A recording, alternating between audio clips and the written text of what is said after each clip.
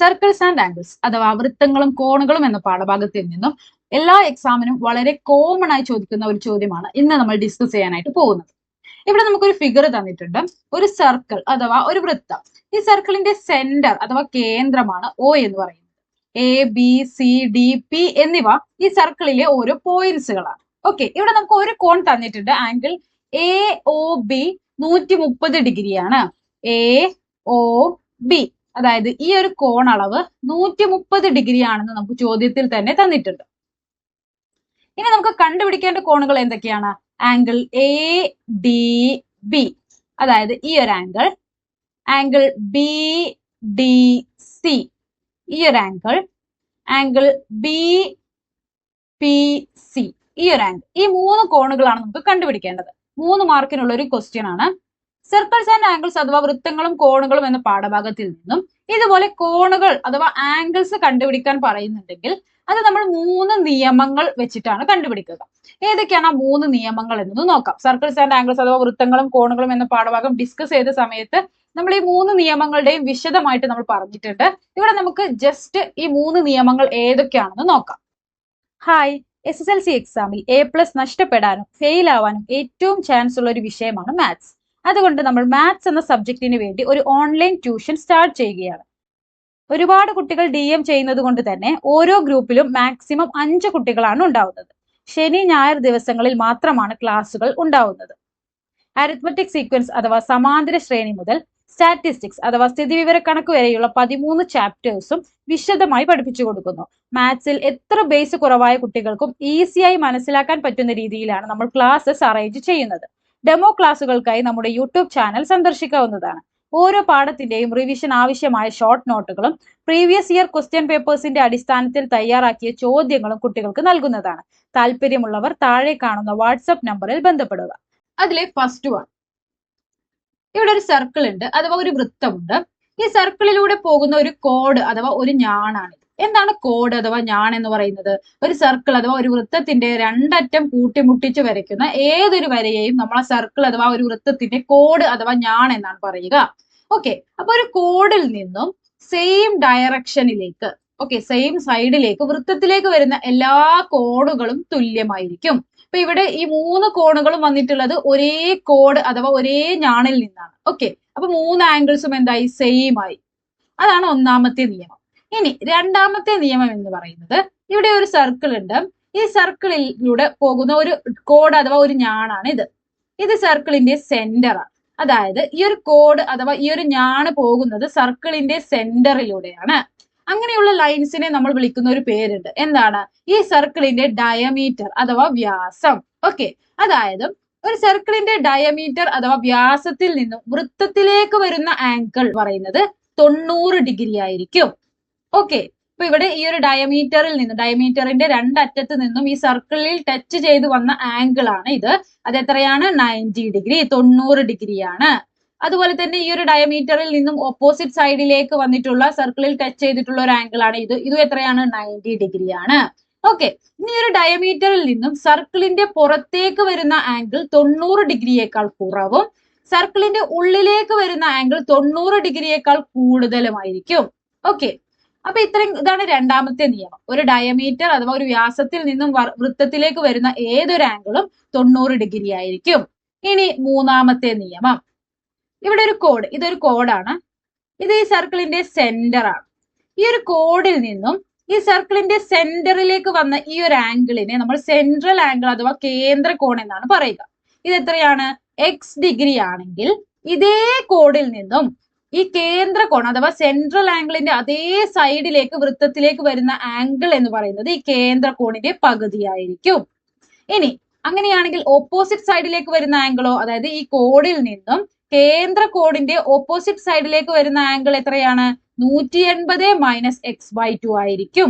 അതായത് 180ൽ നിന്നും കേന്ദ്ര കോണിന്റെ പകുതി കുറച്ചതായിരിക്കും. ഓക്കെ, അപ്പൊ ഇതാണ് നമ്മുടെ 3 നിയമങ്ങൾ. സർക്കിൾസ് ആൻഡ് ആംഗിൾസ് അഥവാ വൃത്തങ്ങളും കോണുകളും എന്ന പാഠഭാഗം ഡിസ്കസ് ചെയ്ത സമയത്ത് നമ്മൾ പഠിച്ച 3 നിയമങ്ങൾ ഇതാണ്. ഈ 3 നിയമങ്ങൾ യൂസ് ചെയ്ത് മാത്രമേ നമുക്ക് ഈ ഒരു 3 ആംഗിൾസ് കണ്ടുപിടിക്കേണ്ടി വരുന്നുള്ളൂ. ഓക്കെ, അപ്പൊ ഈ 3 നിയമങ്ങൾ എപ്പോഴും ബൈ ഹാർട്ട് ആക്കി വെക്കുക. ഓക്കെ, ഇനി നമുക്ക് ഈ 3 നിയമങ്ങൾ ഉപയോഗിച്ച് എങ്ങനെയാണ് ഈ 3 ആംഗിൾസ് അഥവാ ഈ 3 കോണുകൾ കണ്ടുപിടിക്കുന്നത് എന്ന് നോക്കാം. ഒന്നാമത്തെ ചോദ്യം, find angle A D B. A D B എന്ന ഈ കോണ് എത്രയാണ്? എ ഡി ബി, അതായത് ഈ ഒരു കോൺ അളവാണ് നമ്മളോട് ചോദിച്ചിട്ടുള്ളത്. ഓക്കെ, ഈ എ ഡി ബി എന്ന ഈ ഒരു ആംഗിൾ വന്നിട്ടുള്ളത് എവിടെ നിന്നാണ്? എ ബി എന്ന് പറയുന്ന ഒരു കോഡ് അഥവാ ഒരു ഞാണിൽ നിന്നാണ് അല്ലെ. ഈ എ ബി എന്ന ഈ കോഡ് അഥവാ ഞാണിൽ നിന്നും സർക്കിളിന്റെ സെന്ററിലേക്ക് അഥവാ കേന്ദ്രത്തിലേക്ക് വന്ന ആംഗിൾ ആണ് angle A O B. A B എന്ന കോഡ് അഥവാ ഞാണിൽ നിന്നും വന്ന കേന്ദ്ര കോൺ അഥവാ സെൻട്രൽ ആംഗിൾ ആണ് ആംഗിൾ എ ഒ ബി. അത് നമുക്ക് തന്നിട്ടുണ്ട് എത്രയാണ്? 130 ഡിഗ്രി. ഇനി ഇതേ കോഡ് എ ബി എന്ന ഈ സെയിം കോഡ് അഥവാ സെയിം ഞാണിൽ നിന്നും വൃത്തത്തിലേക്ക് വന്ന ആംഗിൾ ആണ് angle A D B. Okay, ഇവ തമ്മിലുള്ള റിലേഷൻ എന്താണ്? ഒരു കോഡ് അഥവാ ഒരു ഞാണിൽ നിന്നും വൃത്തത്തിലേക്ക് വരുന്ന ആംഗിൾ അതേ കോഡിൽ നിന്നും ഉണ്ടായ കേന്ദ്ര കോണിന്റെ പകുതിയായിരിക്കും. അപ്പൊ ഈ ആംഗിൾ എത്രയാണ്? 130 ഡിഗ്രിയുടെ പകുതി. അതായത് 130ന്റെ പകുതി എത്രയാണ്? 65 ഡിഗ്രി.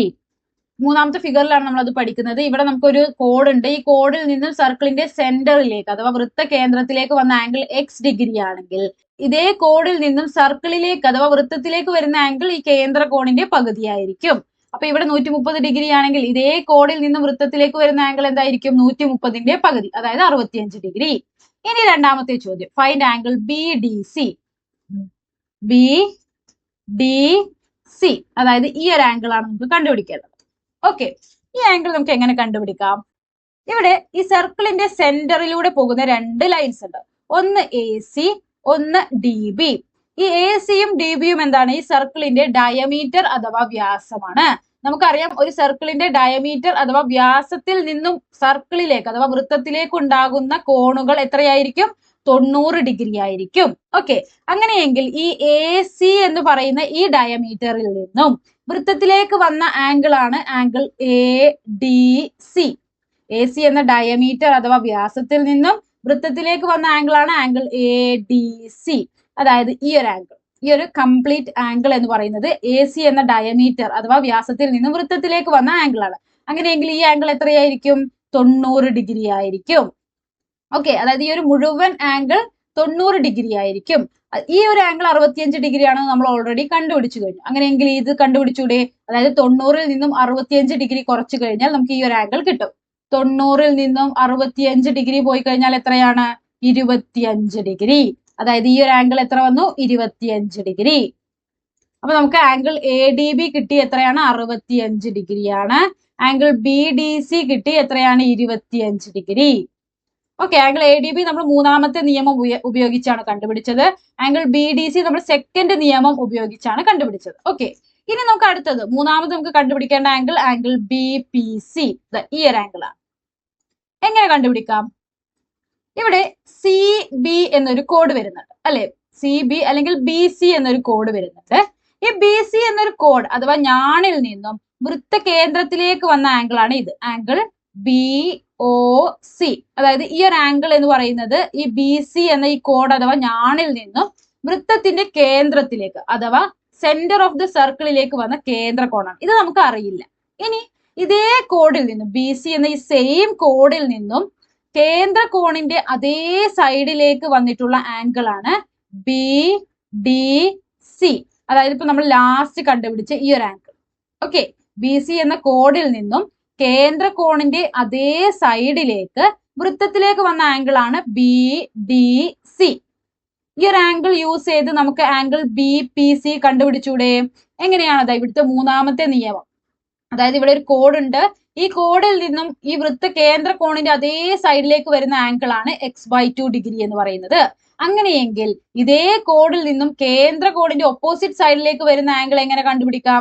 180 - x/2 degree. ഈ ആംഗിൾ എത്രയാണോ അത് 180ൽ നിന്നും കുറച്ചാൽ മതി. ഇപ്പൊ ഇവിടെ അങ്ങനെയല്ലേ വരുന്നത്? ബി സി എന്ന കോഡിൽ നിന്നും കേന്ദ്ര കോണിന്റെ അതേ സൈഡിലേക്ക് വരുന്ന ആംഗിൾ ആണ് ആംഗിൾ ബി ഡി സി, അതായത് 25 ഡിഗ്രി. ഇനി അതിന്റെ ഓപ്പോസിറ്റ് സൈഡിലേക്ക് വരുന്ന ആംഗിൾ ആണ് ബി പി സി എന്ന ഈ ആംഗിൾ. അപ്പൊ ഇതെങ്ങനെ കണ്ടുപിടിക്കാം? 180ൽ നിന്നും 25 കുറച്ചാൽ മതി. 180ൽ നിന്ന് 25 പോയാൽ എത്രയാണ്? 165 ഡിഗ്രി. അതായത് ഈ ഒരു ആംഗിൾ എത്ര വരും? 165 ഡിഗ്രി. അപ്പൊ ആംഗിൾ ബി പി സി എന്നത് 165 ഡിഗ്രി. എങ്ങനെയാണ് ഓരോ നിയമങ്ങളും യൂസ് ചെയ്ത് നമ്മൾ ആംഗിൾസ് കണ്ടുപിടിക്കുന്നതെന്ന് മനസ്സിലായില്ലേ? അപ്പൊ ഈ 3 നിയമങ്ങൾ ബൈ ഹാർട്ട് ചെയ്ത് വെക്കുക. നിങ്ങൾ മനസ്സിലാക്കുക, ഈ ഓരോ ആംഗിൾസുകളും ഇതിലെ ഓരോ നിയമങ്ങൾ ഉപയോഗിച്ച് മാത്രമാണ് നമുക്ക് കണ്ടുപിടിക്കേണ്ടി വരുന്നത്. ഏത് നിയമം ഉപയോഗിച്ച് കണ്ടുപിടിക്കണം എന്നത് മനസ്സിലാക്കുക എന്നതാണ് ഇവിടുത്തെ ടാസ്ക്. അത് നമുക്ക് ഓരോ ചോദ്യങ്ങൾ, ഇതുപോലെയുള്ള ഒരുപാട് ക്വസ്റ്റ്യൻസുകൾ പ്രാക്ടീസ് ചെയ്യുന്നതിലൂടെ മാത്രമേ നമുക്കത് സാധ്യമാവുകയുള്ളൂ. സർക്കിൾസ് ആൻഡ് ആംഗിൾസ്, വൃത്തങ്ങളും കോണുകളും എന്ന പാഠഭാഗത്തിൽ നിന്ന് ഇതുപോലെ ആംഗിൾസ് കണ്ടുപിടിക്കുന്ന ഒരുപാട് ചോദ്യങ്ങൾ നമ്മൾ നമ്മുടെ ചാനലിൽ ഓൾറെഡി അപ്ലോഡ് ചെയ്തിട്ടുണ്ട്. 2014 മുതൽ 2025 വരെയുള്ള എല്ലാ ചോദ്യപേപ്പറിൽ നിന്നും സർക്കിൾസ് ആൻഡ് ആംഗിൾസ്, വൃത്തങ്ങളും കോണുകളും എന്ന പാഠഭാഗത്തിൽ നിന്നും ഇതുപോലെ വന്നിട്ടുള്ള എല്ലാ ക്വസ്റ്റ്യൻസും നമ്മൾ എന്ത് ചെയ്തിട്ടുണ്ട്, ഓൾറെഡി സോൾവ് ചെയ്തിട്ടുണ്ട്. അത് പ്രാക്ടീസ് ചെയ്യുന്നതിലൂടെ നിങ്ങൾക്ക് ഓരോ ആംഗിൾസ് കാണുമ്പോൾ തന്നെ ഏത് നിയമം യൂസ് ചെയ്യണം എന്നതൊരു ക്ലിയർനെസ് കിട്ടും. സോ എല്ലാവരും അതൊന്ന് പോയി കാണുക. ഈ വീഡിയോ ഇഷ്ടമായെന്ന് വിചാരിക്കുന്നു. ലൈക്ക് ചെയ്യാനും നിങ്ങളുടെ അഭിപ്രായങ്ങൾ കമന്റ് ചെയ്യാനും മറക്കരുത്. താങ്ക്